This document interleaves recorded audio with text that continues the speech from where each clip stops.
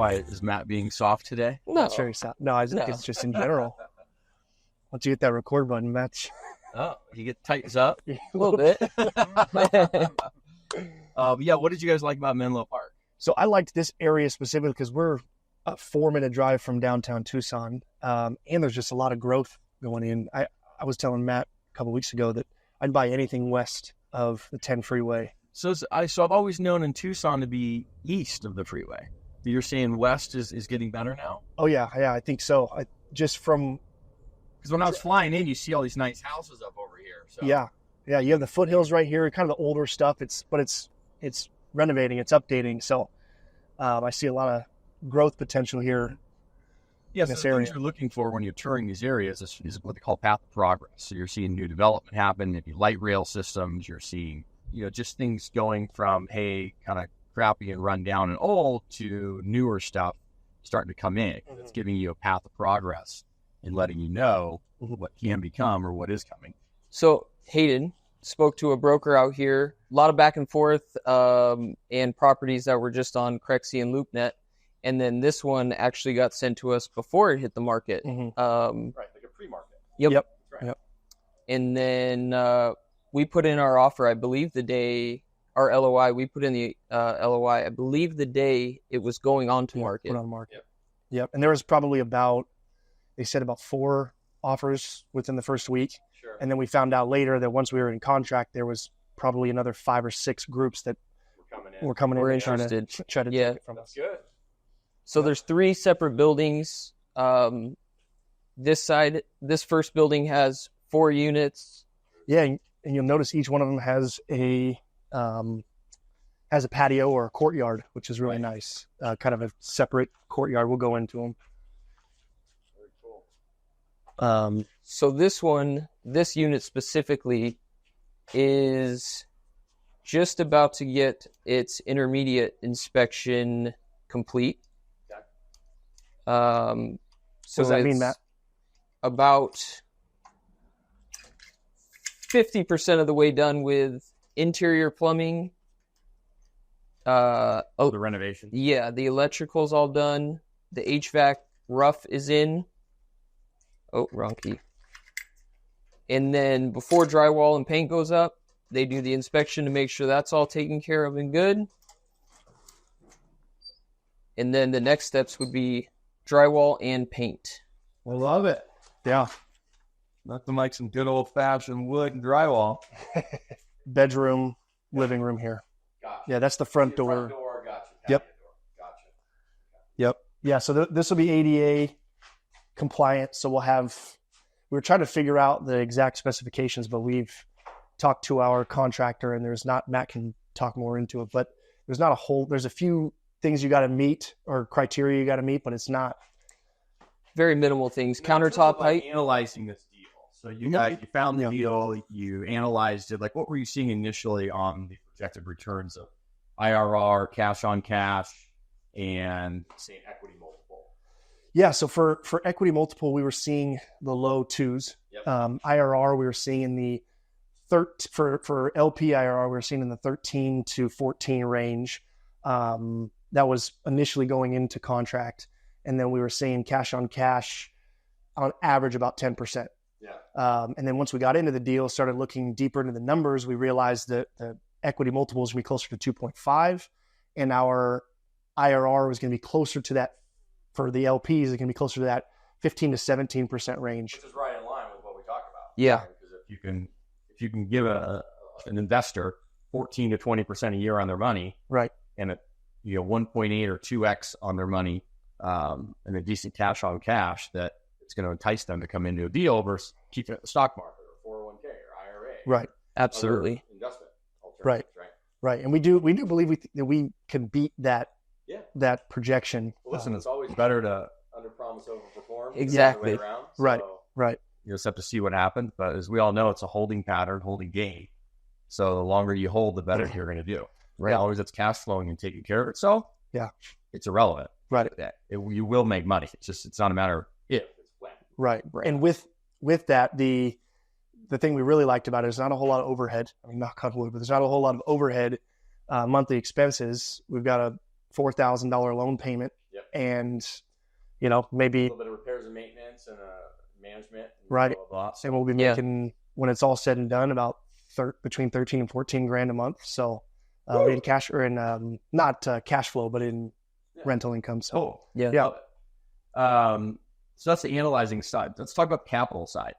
So in terms of raising money, getting the loan, you have seller financing on some of this, right? Which is Yeah. kind of a Yes. greater side of it. Yep. Did they have you assume the existing debt or? No, we did a seller carry, and that's going to be a loan of $800,000 at a 6% interest rate for 3 years, so 36 months, with the option to extend an extra year for a $10,000 fee. Okay. Yeah, at that 6%. So if we can't find, if the rates don't drop below that 6% mark By when? within 3 years. Within no prepayment penalties, which is great. And we haven't projected it staying at that 6% rate. So anything that drops below, we want to be aggressive on. So Sure. You just evaluate and see if it makes sense. That's seller carry. How much capital do you have to bring in? 500 and it ended up being 515. We'll end up at What was that as a percentage base of the total capital? It was 40%. 40% down. 40% down. We got a bunch How of. much did you guys bring in 10% of that? We brought in 10%. A little bit more than 10%. 40, 50 grand. Yep. Raise the rest. Yep. And then you got an acquisition fee, but I think you have it in your thing. I don't think you took it immediately, right, or something like that. Correct. We have about $100,000 left to raise. So you got an acquisition. So really, if you did the acquisition fee on this deal, how much would you actually be out of pocket? Once you take the acquisition fee, About 20 to 25 grand. so 25 grand out of pocket. Yep. And what do you think that's worth today? It's worth probably 2 to 1 right now. You control the $2.1 million asset, 10 units in Arizona for $20,000 out of pocket. Pretty nice. Yep. That's how you roll. Yep. Great job. That's how you execute. I love this. This is great. Yeah. Yeah, they're bigger units too. These are in the 715 or 700 or 715 square feet. Yep. The 2 bedrooms are 850. Yeah. So Give or take. I love it. All right. Let's see some more. So this unit specifically is in the middle of its renovation. We are about, as you can see, give or take halfway done, waiting on the intermediate inspection to be finished. Then drywall goes up, paint, and cabinets, countertops. The bathroom will be finished. And you took these all the way down to studs, which is the most part. But so how much are you going to spend on average per unit? We're probably going to be close to about $25,000. Okay. And that's including everything. That's flooring, walls, drywall, electrical, some plumbing. Yep. You're doing the washer dryer, as I've seen in here, all new cabinets and kitchens and everything. This is a soup to nuts. Yes. Which is about right, about 20 grand on a unit like that. New HVAC as well. New HVAC. So that's you're doing a lot for 20 grand. Yeah. Because normally if you're just doing a normal kind of, turnover where it's, lick 'em and stick 'em type stuff, you're not getting into the heavy electrical, plumbing, HVAC, all of that. You're probably 7 to 11 a unit. And that would include probably flooring, paint, some plumbing, electrical fixtures, maybe some new countertops, refacing cabinets, maybe not redoing them, some backsplashes and stuff like that. Yeah. You'd be somewhere in between that 7 to 11 range. And then you can go up from there. Yeah. And permits as well through all that process. Yeah, so that's great. Yeah, that's a pretty good turn. I mean, we're spending $22,000 to $25,000 a unit in San Diego right now. So you guys are doing full-blown deals here too. Yeah. The other nice part about each of these units, they all have their own little courtyard. Yeah, which is unique because a lot of times you get these outdoor patios, these little sections, or maybe nothing at all. So for you guys to have these little kind of nice little courtyards and coming in and doing some painting and cleaning them up, staging them nice. Right. You'll get it all day long. And what you should do when this is done is just, if it were me, I would stage the unit, take professional photos, so that way you have them for marketing for the complex, and you have a patio that's staged and all done up like perfect, or even virtually stage it. I don't care. Yeah. You can virtually stage it if you want to do that and just set up your photos and do it professionally, so you'll have it for marketing. Yeah. And then you can just copy, paste, repeat. Yeah, we have that photos going in this week, so we're going to... Awesome. That'll be a good... We'll make it over to one unit that's about 99% of the way done here shortly. Why don't you walk them around the... Yeah, and then on the painting, do you have painting bits? for the We do, exterior? Yes. What is that expected right now? The lowest one we have right now is 9,700. Okay, that's cheap. The highest one we have is about 16,000. Okay. And that's fixing up some of the stucco. Which see out here. There's some, what you want to do is you just want to make sure they're apples for apples bids, as I'm sure you are, and that they are going to patch stucco correctly, make it look clean, and then paint, seal up any cracks, all of that if they're going to be doing the painting, and that they'll come back and touch stuff up, and they're end to end. What type of paint are they using, especially out here in the heat? Mm-hmm. You're going to want to use a certain type of paint so that way it doesn't crack and start falling apart, and then you spent $9,000 on a cheap bid. Right. Yeah. 2 years from now, you might as well spend 16. Right. Exactly. So it's just making sure that. How's the roofs? Flat roofs. Flat roofs. They were resealed 4 years ago. Okay. The warranty goes out in September. Okay. For those roofs. So Okay. Check it out before then. Okay. No leaks right now? No. Okay. Yeah. Not a Beautiful. whole lot of rain out in there. Right, but when it rains, When it rains, it does rain. it rains. For sure. Yeah, we did notice, in saying that, we came out here during our inspections the day after it rained, and there was some grading that was going towards the building. Mm-hmm. Yeah, I mean, even right here, this downspout, and it drains. So has this been fixed? Puddles. It has not. We have Okay. to come in and fix that as well. Okay. So we'll have to figure out how to do the So that goes towards the building? It on just some puddles areas. towards- Okay. Puddles Gotcha. towards- Or sits Okay. there. Yeah. Yeah, it's a little uneven, but you can see it kind of comes towards your center here a little bit, yeah. and then it's going to head that way. Yep. So, but drainage is hands down. I mean, I'd say the 3 or 4 things that we always look for when you're walking a complex is number 1, the windows, first and foremost, your stucco, number 2, your roofs, number 3, your drainage and grading, number 4, and then number 5, your neighborhood. So what's cool about this complex, as I'm sure you guys noticed, is you're surrounded by single family homes. Yes. I mean, I noticed that the minute we drove up here, and it was my first time here, because you got homes up here, single family here, so you have a mixed kind of zoning of, multifamily Mm-hmm. in conjunction with single family homes. So what happens with that is you get a little bit better pride of ownership. Mm-hmm. I'm sure you drove the neighborhood and you noticed if there's bars on the windows or not. Right. As I've talked about that, like drive your streets and count the number of bars on the windows. Yep. If there are more bars than not, probably not going to work. That means you're going to need a gun to collect rent. So probably not a good sign. Yeah, and we did an initial one on Google Earth, an initial walk through the neighborhood. Yeah, just to get a feel. Did you come here at different times of the day by chance? We did. Yeah. Yeah. We came here right around time when work was over, when work was starting. So you always want to come 3 times during your due diligence. You want to come on a Sunday. Everybody's home. So you can see everybody and everybody that's living here on a Sunday. And you want to come and just sit and just watch for a little bit just to see if there's any shenanigans. Right. Come home after work, 5, 6 o'clock, look at it. Mm-hmm. And then usually any other time, just pick a time. Yeah. But that way you're getting a feel for the residents, the community, any weird stuff, any creepers next door. Like, I don't know, you find some weird stuff. Yep. So you always want, and Sundays hands down are the best. Because you could sit here for an hour or 30 minutes and watch people move and come in and out. And you're like, or that's Right. not a problem. So Right. And the cars are home too. And that's a big Correct. thing to look at is cars. That's right. It's going to give you some idea of the tenant profile. Not that you're sitting here profiling people, but you want an idea of, hey, like, is it taken care of? Do people care? Do they not care? Like, what's going on? What's not going on? So, Absolutely. Yeah. all right. So Show we'll us take you around through a some little more. bit more. First thing we did was we I guess here's actually a great question for you guys. Yeah. Mentally, Yeah. because this is one of your first deals. Mhm. What kind of hurdle mentally did you have to get over? How many times did you hyperventilate before you went into escrow or during escrow? a lot. Quite a few. Yeah.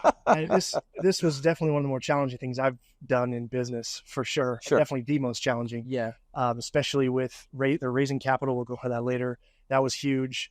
Also just making sure that we're doing right by our investors and making sure that our investors' capital is taken care of. That was the big thing for us, the big hurdle, and having your blessing, so to speak, was huge for us mentally.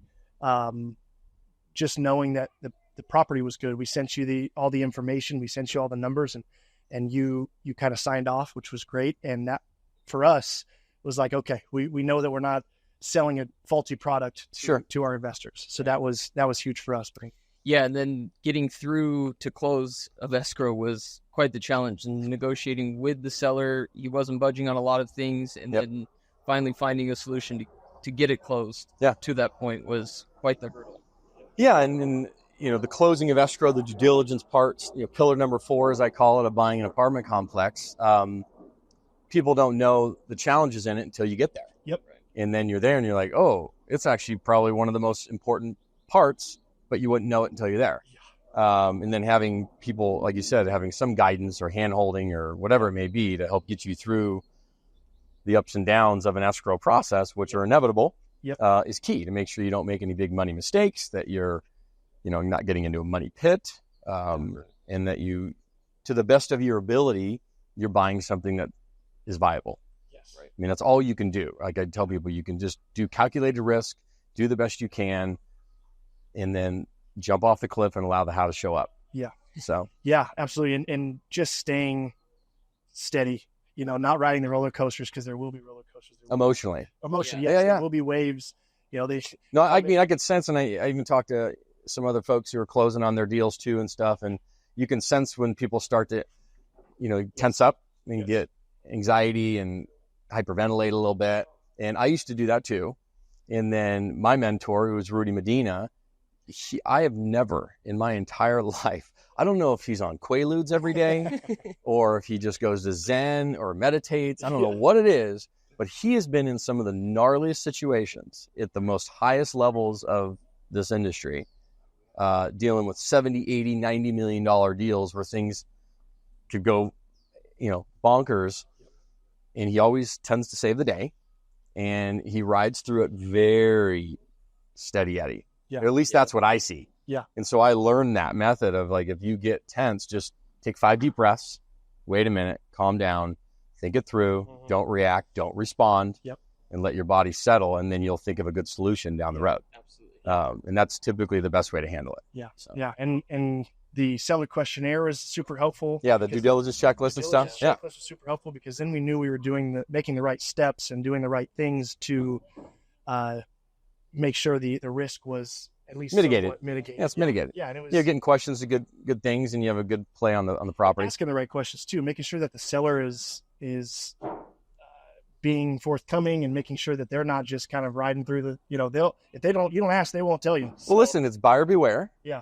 As you know. It's not like residential real estate where you have all these consumer protections. Yeah. So you got to make sure you ask the right questions. And then when you do, now you have the seller balls. Yeah.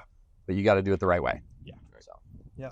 Awesome, man. Let's show us around a little bit more. Yeah. So first thing we did was we came in and just did a little cleanup of the landscaping, or the minimal landscaping, but got it kind of all cleaned up. And are the residents liking it? We haven't. Well, I guess from our property management company, they said that they seem to like it. Okay. So, yeah, because this was all. And of the 10 units right now, 8 are occupied? 8 are occupied. Okay, and then the 2 that are under reno. Correct. Okay, yeah. Gotcha. And then we'll need to renovate 2 of the. Tenant profile for here, largely Latin. There's a good mix. There's Latin and white as well. Okay. And then there's also smaller families, as well as just like young professionals, because downtown's right down the street. Yep. A lot of jobs. Okay. So, yeah. Yeah. Beautiful. Yep. But yeah, we have some contractors going through here. They're finishing up the one unit that will be ready by end of day today. Yep. So that'll be great. Then we've got 2 units on this building that we'll need to go in and do a full renovation on. So, but as you can see, there's some issues with the stucco here. Yep. Yeah, I mean, it's worth its weight in gold to do a repaint job on this. Just refresh when you come in. Absolutely. Yeah. Yeah. Because then what ends up happening when you do that, it's no different than when we reno our projects. We always do the exterior first. Yeah. Because think about it, if you're trying to do a value add to a complex, you renovate the exterior, so now psychologically people are driving up to a newer property, even though all the interiors maybe still need to be done. Yeah. The exterior is done, so now they feel good. Right. And then you show a couple of renovated units interior, so it gets them excited, and then you start move in a new profile or a new tenant with a higher rent into the properties. But always do the exterior first, because then now you have somebody pull up into a nicer property. Okay. Yeah. All right. So we're going to learn how to do construction today on top of that. Yeah. Yeah. Start doing all your goodies. This is the other one? Yep. This is the renovated unit, the one that'll be done here by the end of the day. Yeah, you can walk in and see a little before and after. This is cool. So they got the sliders in, windows, all that stuff. Yep. Yeah, the nice thing is they got new. Yeah, those are new aluminum. So you got your granite countertops. Yep. You get your LVP vinyl, new cabinets, new LED lights, fans. Yeah, these are great. Great little Adobe type units, new doors. AC's working, thank goodness. Where did you guys get your cabinets from? Is it local or? Lowe's? Okay. When we took over this project, You're going to keep them raw, or you're going to paint? You're going to keep them natural. Okay, cool. when we took over this project, half of the material was already purchased. Oh, okay. So this was purchased by the previous. I love these minis. That's cool. Little mini just. Yeah, secured. Yeah. That's great because you got the little minis. I like that. Yeah. And that's another thing too that we were going back and forth on. Do we make that a pantry? Do we make that a coat closet? We were figuring coat. What did you make it? Ended up making it kind of like a closet to put stuff. Yeah, great job on the bathroom. You got a normal shower pan that's a put in place shower pan. So it's all sealed up just for water intrusion and stuff. Mm-hmm. And then you got your tile surround. Is that an all-in-one? No. So that was actual tile. Correct. Okay. Yep. Gotcha. Yeah, you guys did a nice job on these because you got the glass enclosures and you went the extra step, new toilets, new vanities. Yep. It's good. Boilers in there. Yeah, we ended up going with the coat closet here. Figured not necessarily need a coat closet. Well, coat closet or pantry. If somebody wants to store stuff in there, they can. Yeah. So let's talk about real quick the hiccup about this $55,000 that you're dealing with post-close. Right. Since you close these things, there's a little bit of a disagreement between you and the previous owner and what that is. Yeah, so they gave us a credit to get this closed, to close escrow. We said, we'll complete the renovations wherever they are now. Give us the credit, the remaining balance of work that needs to be done, and we'll finish the renovations. And that was him kind of getting his win of not giving us any more, just enough to cover the costs. Okay. But then you closed and you found out that there was some hidden costs or the contractor wasn't straight up and the cost is now... missed an invoice. Yeah, so it's another $55,000. We confirmed with both the seller and the contractor and the property management company that we were... Who missed the invoice, the contractor or the seller, or both? Both. Okay. Both. Yeah, we haven't... So technically they're on the hook for it if you really wanted to push. Right. Okay. And we have now let them know if we don't needed. get compensated, we're going. You go legally or whatever you need to do, which is fair, and you can end up wherever you want or settle wherever you want. I think we kind of discussed. What mind boggles me is you were telling me that they're spending $100,000 to renovate these little 1,000-foot units or 800. $100,000. Yeah. That is outrageous. These were for the 6. You could do like 5 units for that. They started this project, renovating units back in 2021. They completed 6 up until we closed, and these 2 were in the middle of renovations. That's insane. So if you're doing a full-blown reno, I'm taking down to the studs or even right to drywall and refinishing everything like we showed on one of the other units. Yeah, $20,000 to $25,000 would be reasonable. Right. But for them to be doing $100,000, I joked when I'm like, are they like wiping your ass? Like, what are they doing with that $100,000? Because that is insanity. Yeah, we're not even sure. Are they just taking money and like, here's the sink and let's grind it up? Yeah, to finish the last payment, 5% of the payment is basically to set the toilet and the water heater. Yeah. Okay. So we said the best way to handle this negotiation at this point, and we won't air this until later to see how it turns out. So owes you $55,000. Yep. I said, hey, exhaust. But you could finish the units for probably 20 more. Yeah. Correct? Which we have a bid for already. Beautiful. So you exhaust, try and get the 55 to the point where it's like right at the cusp. And then before you go balls to the walls attorney, say, listen, 39 grand, we'll make it happen. Let's close it out. So that's obviously will cover the 16 that you still have due, plus another 20 to finish. So you'll get it all in there. Yep. And he feels like he wins because he was exhausted for 55. So now he gets 39. And then you walk away, and hopefully it's a win for everybody. Yeah. And you avoid the lawyers who always tend to make the most money out of these things, and you keep going. Exactly. And this seller specifically was not negotiating with any of our requests originally. So even to get him to agree for us to close and just give us a credit was a win on our end, but he also felt like he was winning because his hands are washed clean of course. This headache. Yeah, and clearly it was a headache for him. Clearly they didn't manage it right. Yeah. Clearly they didn't know how to renovate and do any of this stuff. And it is what it is. I mean, that's par for the course because it was a little bit of a mom and pop scenario. Yeah. But you guys now own something. You're going to run it more like a business. Exactly. It's going to be much more efficient, and you're doing a great job. And you guys are going to make some money. Yeah, I love it. They keep going back to, or with the negotiations, they're saying, well, we did everything we could to delay closing. Well, as you can see, Matt has busted his butt for a month, and we've gotten this to where we're finally able to. Yeah, it took them like years. Right. It took them 3 years to do 6 units. So we'd be in contract for an entire year. Yeah. I got you. It is what it is. It's he said you start the back and forth, but I think that's a good negotiation tactic. Yeah. And go from there. Yeah, absolutely. Going forward, the last 2 units, we talked to another contractor. He's completing, I think he said 28 units in 5 months. Yeah. Full reno. Yeah, I mean, which is about, call that, 5 a month. Yeah. 6 a month, which is pretty standard. I mean, when you're burning and turning units and you're going through the value add, I mean, we're doing 23 right now on one of our complexes because we need to finish that baby. Yeah. So we went ahead and gave everybody their 60-day notices because they were on month to month. And we just got like a full-blown assembly line. Yeah. Like there's probably 20 dudes there every day. Yeah. And I mean, some of the tenants are kind of getting pissed, but we're like, we're going to cause short-term chaos, give some of the tenants a little bit of relief on their rent short-term so we can finish it. Yeah. Because once it's done, we're going to get re-rented, and then that thing's going to cash flow like crazy. And the investors are going to love it, and then we're going to refinance that sucker when it makes sense to do so. And you're not worrying right now about the short-term cash flow. Are you having? No, because we have an interest reserve in place. The property's already starting to get real close to break even with the existing tenants in there because we raised the rents over 100%. We were able to do that because they were so low for so long. Yeah. Right. So we were able to go in this particular case and do that.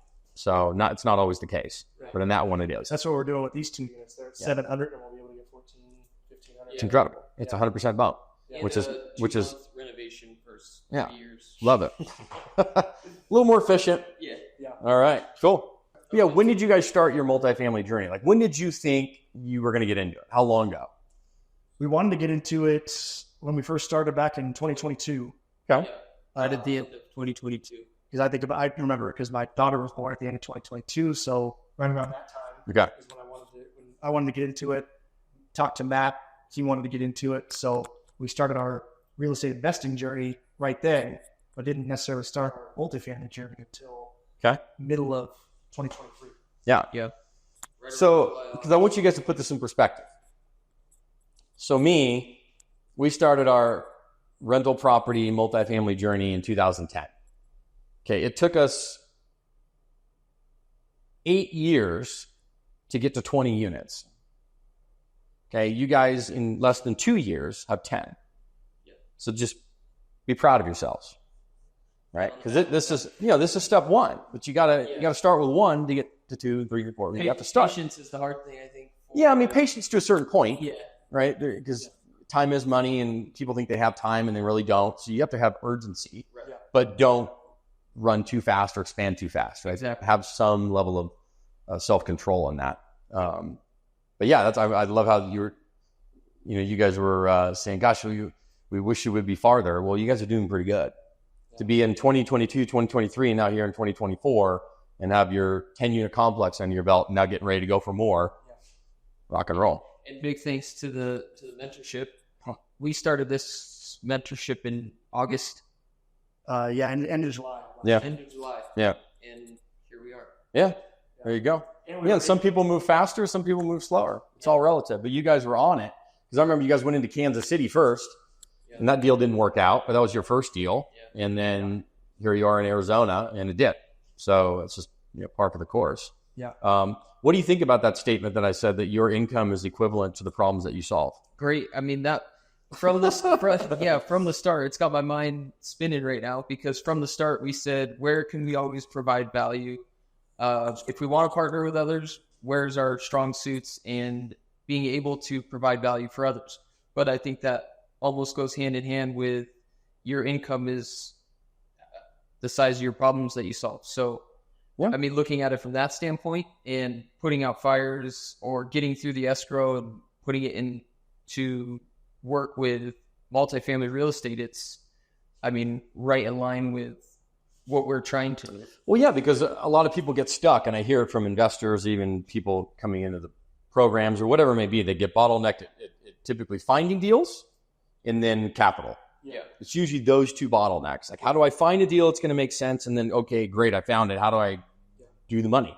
Right. And that's typically the bottlenecks. And I say, well, learn to find deals. We can teach that. Learn to analyze deals. We can teach that. The money side, you have to realize that if you have the knowledge, like we said, you have the ability to find a deal, analyze the deal, put it together, manage it, run it, do the operations, do all this kind of sweat equity side of it. Mm-hmm. If you don't have the money, that sweat is extremely valuable to somebody with money. Yeah. So if you can find a good deal that financially makes sense, somebody with money will invest into that. Right. They just need to like and trust you. Yeah.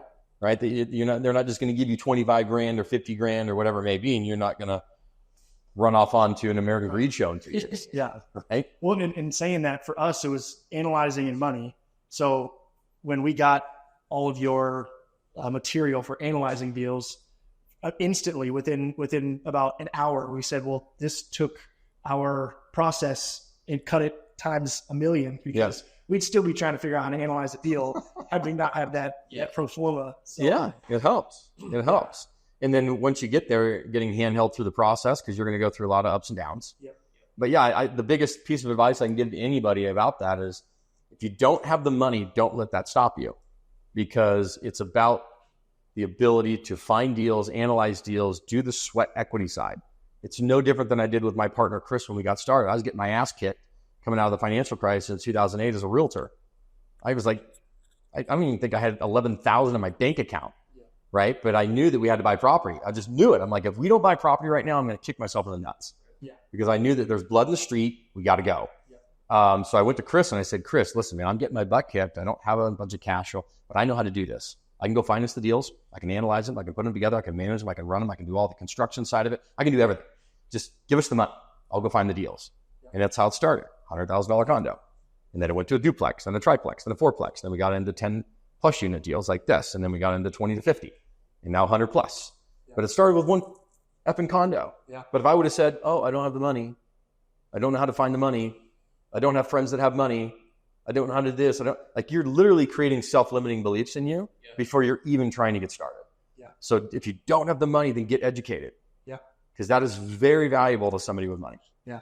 Yeah, I'll tell you, my dad, he owned a building, or a commercial building up in Northern California. He worked out of it. So he owned a glass and screen company. And one day he was researching with Robert Kiyosaki, or doing all of their mentor stuff, and figured out that he could make more money in the rent that he got from that building than from his income. So he moved. The second he realized that, the next day he moved out, moved somebody in there, sold his business, and just started buying rentals from there, single family and commercial as well. Yeah, I love it. And if people don't, I hear the sayings, if you don't have a bunch of capital, don't start with rentals. And there's a good point with that. I mean, you have to have some income coming in from something else, whether that's flipping houses, or maybe you have a day job, 9 to 5, W-2, something. So that way the rental side will help kind of start funneling it through while you're going through this transition period. And then you get to the point where, the income from your rentals does overtake your 9 to 5. Yeah. And then at that point, you're like, what do I want to do? Yeah. Peace out. Yeah. And that happens all the time. So awesome. All right, Kiana, name, number, and where you're from. So Kiana's one of the mentees, just joined with actually a team in the program. So you're out of Phoenix, and where else? Austin is where I live. I'm from Seattle. Oh, okay. Gotcha. So you're in. So wait, what were you doing in Phoenix? Your Airbnbs? Yeah, I have Airbnbs now. No, because they wanted us to meet you. Okay. And Hayden, the team, Awesome. and then also with the broker deal. So it was just like all Love for it. one, and then it just worked together. You guys were looking at what, a 30-something unit, 16 unit? 33 unit and a 15. All right, we won't give people details. That's off market stuff. 250 units. Sorry. First Right, deal? first deal, First 250 deal, units. 250. Oh wow. And how did you connect with Matt and Hayden in the mentorship? Was it through the chat? It was through the chat. So Shane talked to Hayden first, and then they built a connection. Then I reached I out love to it. Hayden. I mean, that's what it's designed for. That's why we do it. No, it was wonderful. And I just reached out to him. I was like, hey, I heard you're going down to Arizona. Can I meet you? He's like, yeah, of course. I'm like, oh, thanks. I love So it. here we are. Cool.